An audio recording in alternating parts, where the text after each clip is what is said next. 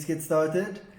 Good morning. For those of you that don't know who I am, my name is Win Haupt, and welcome to this discussion this morning. We're going to discuss a topic that I really believe can take a teacher's ability to focus on learning to the next level. But I also believe that it has the ability to benefit learners, regardless whether the learner is a low-performing learner or if they a high-performing learner. And the topic we're going to look at is how do I increase the rigor of teaching in my classroom? And one of the mechanisms that I want to speak about today about increasing rigor in the classroom is by setting your assessments well in advance. So the reason why I'm also making this video now is because we are currently in the holidays, and whether you want to or not, or whether you feel like you should be working during the holidays or not, I think you'll be doing yourself you'd be doing yourself a great service by using some time in your holidays to set up your assessments for term 3. Okay, so this word rigor gets used quite a bit in education, and what rigor basically means is that you're creating an environment within your classroom where there are high standards and high expectations, where you expect nothing less than the best from your learners, regardless what they are doing. So when we talk about learning, we're talking about having high expectations, and the standard of your teaching, your instruction, the learning is also of a really high quality. And the reality is that I'm speaking about assessments. The reality is that in South Africa, learners' performances are dictated by the way they perform in tests.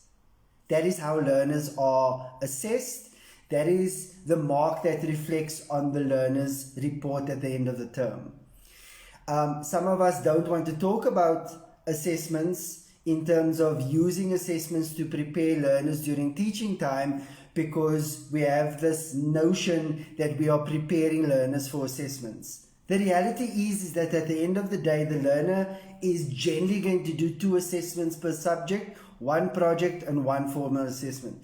And if we're not making the best of that particular area within our teaching and learning, we are doing a disservice to ourselves as teachers, but doing a disservice to the kids as well. So let's just look at term 3 very quickly. So term 3 in 2023 is comprised of 11 weeks, and that is 52 academic days. So you only have 52 academic days. I mean, in most of our schools, there's a good chance that we don't see learners in the last week and a half. It's become a norm, and it's a concern that is happening. So you could even take away let's say another 7 days away from that, and we're sitting at about 45 days, academic days for the term, realistically. And then just quickly to look at term 4, just to look ahead, you have roughly, depending when your final exams start, you have roughly 24 academic days. So between now, the 45 plus the 24, you're looking at about 69 academic days for 2023. And that's extremely scary thought. So how do we maximize the time that we have with our learners? Because it's not much. Our CAPS curriculum requires us to cover a lot of content and skills. So how do we maximize that time? So let's just look at how assessments generally roll out at schools. So I've worked at about 6 different schools, and I've seen this trend everywhere. Okay, So what happens if we're looking at a term of about 11 weeks? We generally find that learners will write their formal control test in about week 7, roughly, in week 7. That means that the teacher will be setting that test in about week 5.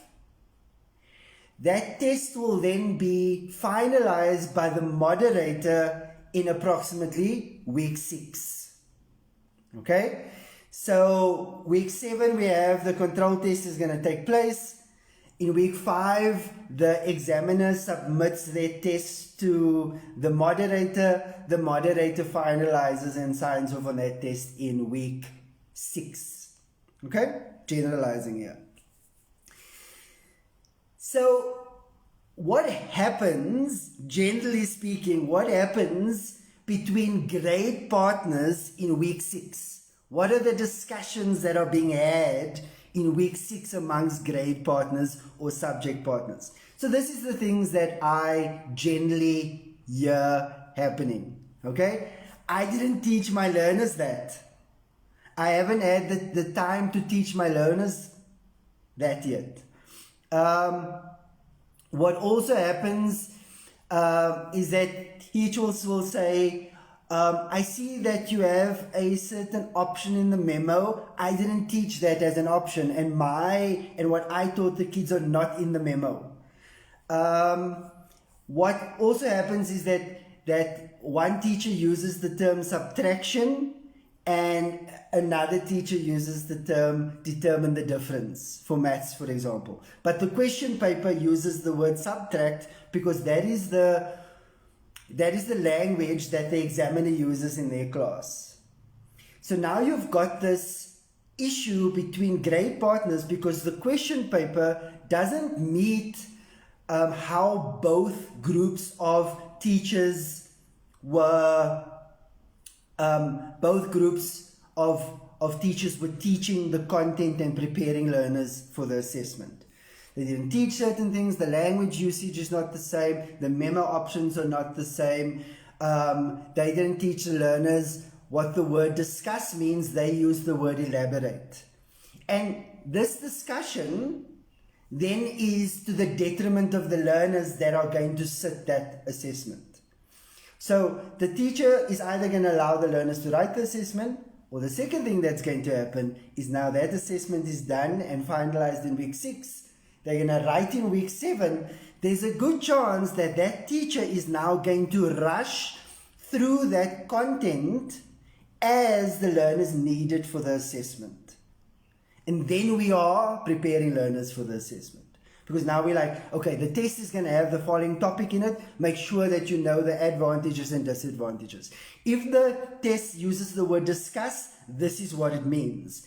And it's this rush that goes on between week 6 and week 7 to make sure that the learners are adequately prepared and that we didn't disadvantage the learners. So that's just that dynamic, especially when you have many grade partners or subject partners within a certain grade or subject.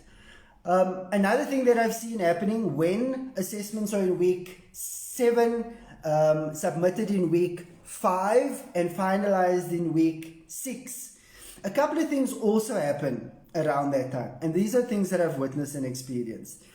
Is that sometimes the assessment, because now the teacher has taught for 5 weeks before they set the assessment initially. So what happens is that a lot of the time the teacher will teach to the learner's ability. They will teach at the level of the learners. So say for example, we're looking at a grade 6 or a grade 9 class. The teacher is not necessarily teaching at grade 6 level or grade 9 level. They are teaching at the level of where the kids are or where the majority of the kids are. And that means that when the teacher sets that assessment in week 5, the teacher is going to do 2 things. Number 1, they're either going to set that assessment at the learner's level and not at the grade level. What happens in that scenario is that the learners may do well in that assessment because the assessment is set at the learner's level and where the level at which the teacher was teaching. But is that really beneficial to the learner? And is the learner's performance really representative of their grade that they're currently in? And I think the answer we'll all agree is no. It's not a benefit to the learner to be testing them at their level. They should be tested at the grade level. The second scenario that can play out, if the teacher is teaching at the learner's level, but they still set the assessment at grade level, because there's a subject advisor coming, a curriculum advisor that's going to come to moderate those question papers afterwards. So they're going to set the question paper at grade level, but they taught at learner level. Now, when the learners write that assessment, we all know what's going to happen. Learners are going to ridiculously underperform, which is not in their best interest. Okay? So, as I've tried to sketch out now, that assessments are extremely important and they play such a vital role in the learning process and the eventual outcome of the learner's performance on their report.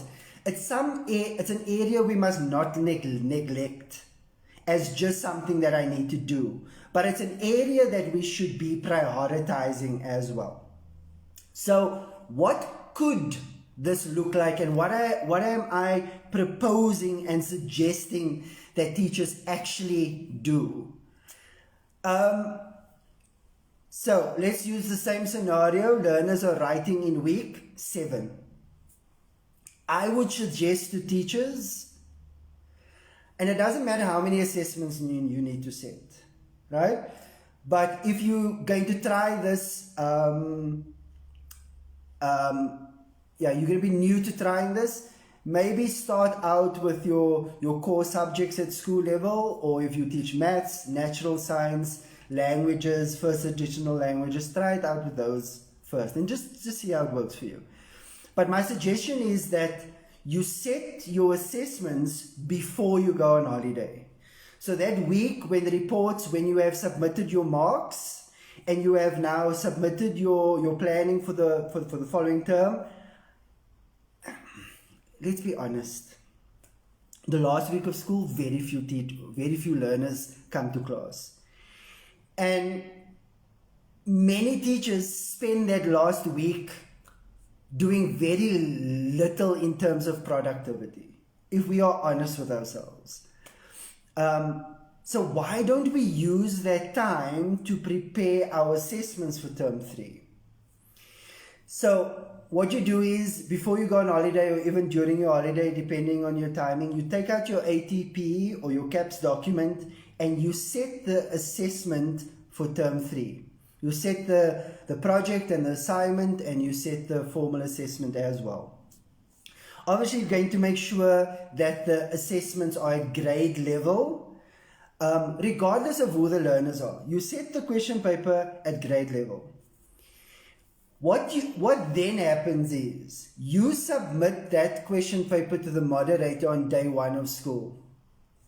And hopefully, by the end of week 1 or the start of week 2, you get that question paper back. It's now final. And when I say submit your question paper for moderation or setting a question paper, I include the memo in that. The memo must also be submitted. So imagine the scenario, end of week 1, start of week 2, you have your question paper that the learners are going to be writing. There's a few things that you know now, especially if you have grade partners and subject partners. Your whole group and everyone associated with that subject and grade, they know the content knowledge that the learners must know and must be covered in the next 6 weeks. They know that. They also know any skills that the learners are required to know for the assessment. For example, graph writing, summaries, those types of skills, to tabulate. You know what the skills are the learners are going to be assessed at. You know the types of questions the learners are going to be tested on. Multiple choice questions, a diagram and them answering questions, analyzing data, analyzing a graph. There's an essay they must write. You know the types of questions they're going to get. You also know the cognitive level and the difficulty of the question paper. We know that our question papers must follow, for the majority of subjects, 40-20, 40 lower order questions, 40% middle order questions, and 20% higher order questions. Those questions are defined by how they are asked and their mark allocation.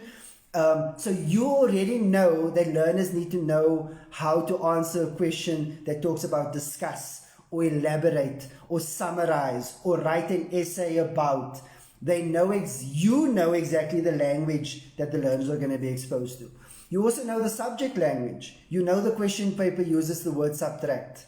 So you're not going to use the word what is the difference of, because you know that that's the language that the learners are going to be assessed on. So now you have all the information you need to know at the start of the term.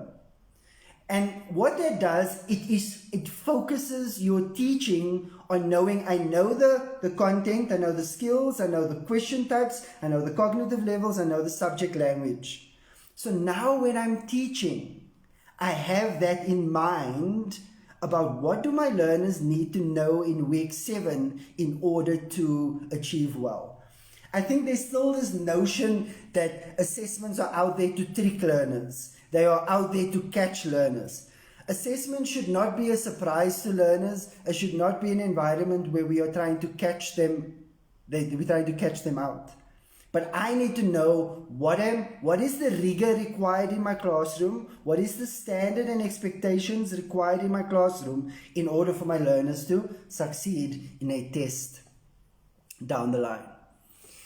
So what are the advantages of setting the question paper at the start of the term, during your holiday time, finalized in week 1? What are the advantages of that?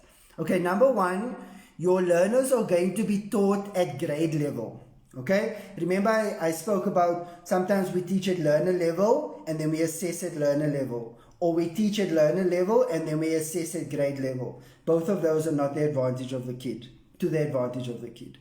So the learners may be at a lower than grade level, but now you know where you need to get the learners. So if you know my assessment is a good quality assessment and it's at grade level, but my learners are here, I've got 7 weeks to change their trajectory to a certain point.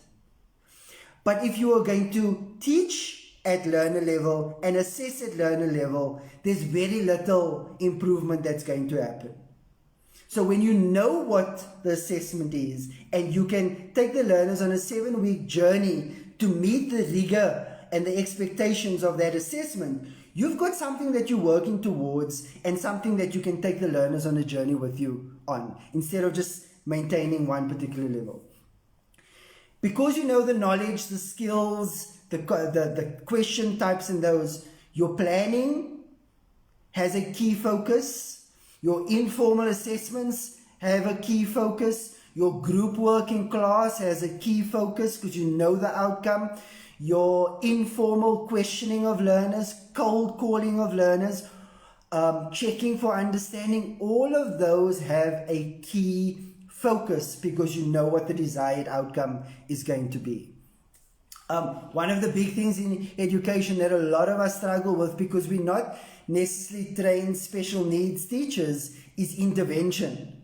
But if you know the rigor and standard of your assessment, your intervention can also be a lot more focused in that direction and not wasting your time on, I don't want to say unnecessary things, but things that are not in the best interest of that child at that particular time. So instead of teaching the learner 10 things, let's focus on 5, and keep them motivated in those types of things. Also, what happens during week 5, if we only set in that assessment in week, and I've seen this, the due date is in week 5, teachers are sitting during class time setting those assessments. And learners are left to work independently, hopefully, constructively, but sometimes learners are just left to their own devices. So if you set those assessments before the time, you've got 7 uninterrupted weeks of being able to teach and ensure that learning is happening, because it's not going to be interrupted by you having to now set an assessment. Okay. And I've mentioned this already, but your grade and your subject partners are all going to be on the same page. And if there's any issues, it could have been resolved already. What I've also found and seen happen with people that set their assessments at the start of the term, I find that they have more time to develop their skills as a teacher. I need to teach the skill of drawing graphs. I'm not very good at drawing graphs. So let me go and do some research on what's the best way to teach graphs. What's the best way to teach learners about what goes on the x-axis and what goes on the y-axis? What is the dependent variable and the independent variable? So you also find that you have more time for your personal professional development, which is in the best interest of the learners and you becoming a better skilled teacher. But when we are setting those assessments in the middle of the term, it interrupts our teaching and learning, and it causes anxiety and stress around that time. But when it's done at the beginning, you have time to develop your skills as an educator, because that is not something that you are spending a lot of time on during the term itself. Okay? So those are really the benefits that come with it. And the learners are going to benefit because the quality of their instruction is going to be a lot more focused, as outlined by the ATP and the CAPS document, because your assessment is going to align with that. Okay? Things that you must consider when setting the assessment well in advance is the security of that question paper. Because it's done already, make sure that it is kept in a safe place. If it's on a flash drive, ask the principal to put it in the safe. Don't leave that flash drive lying around. Don't leave the question paper on your desk. I know there's a lot of teachers also use the excuse of, I don't want to set the question paper well in advance because I don't trust my grade partner. My grade partner has this competition with me, so my grade partner is going to give the learners the answers before the time. You know what? If a teacher does that, that is their integrity that comes to question. And it will come out, because learners will talk, learners will say, and they have to deal with the repercussions of their actions.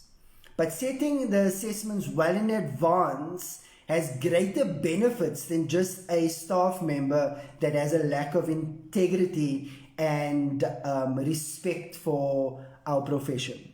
And let them be dealt with. But don't withhold from certain people because you have a certain perception, whether it has evidence or not for that. Okay, but that's something that people do worry about.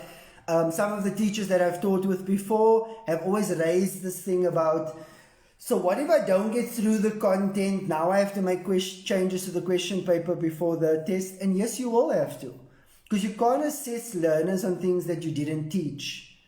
But because you know exactly what content you need to teach, you can pace yourself a lot better. Instead of only finding out in week 6 that, oh my goodness, this is in the test, I need to get it done. But if you don't cover everything, all you're doing is changing the content. You don't have to change the skills because you've taught the skills. You don't have to change the way the question is asked in terms of the level of the question. You just change the content you're using to test that skill, and then you make that. That's realistically expected if you didn't cover the content knowledge, to make those minor changes before it goes off for final printing.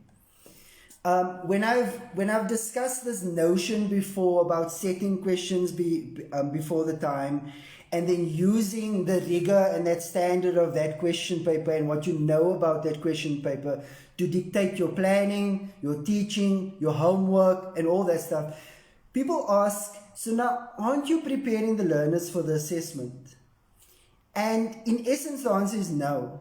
Because what I'm doing is I'm preparing the learner for more than just a question paper. I'm preparing them for the expectations of that question paper, the standard of that question paper, and more so the rigor of that question paper. And I promise you that you will become better, you'll become a better teacher when you know exactly where the goalposts are. And we all know that feeling when a learner comes out of a test and they say, you know what, this test, I felt really comfortable with it. I knew how to answer that type of question. That concept was easy. And it's not because you told the learners question 2 is going to be this and question 3 is going to be that. You don't do that. That's not what I'm saying.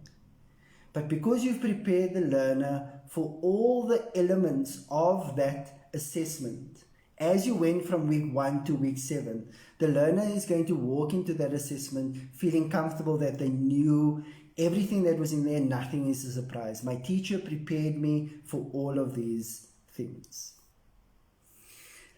So that's my story this morning.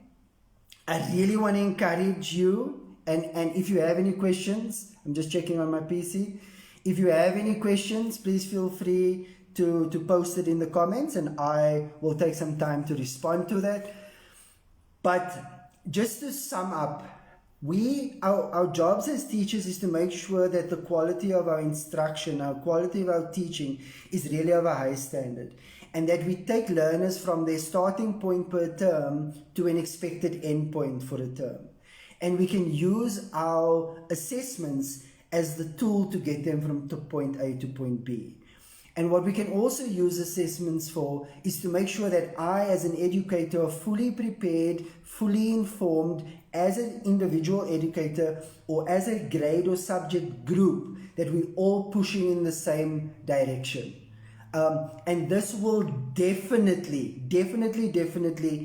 improve the learner's performance. I'm not talking about 30-40% improvement. In some cases that is possible, but the lower performance, as you are building greater standards within your classroom because you know where you have to take them, they will step up. They will step up, but they're not going to step up if you're going to assess them at the same level as which they started the term in. So I really hope that was informative. Thank you, Amanda, for the feedback around this being informative.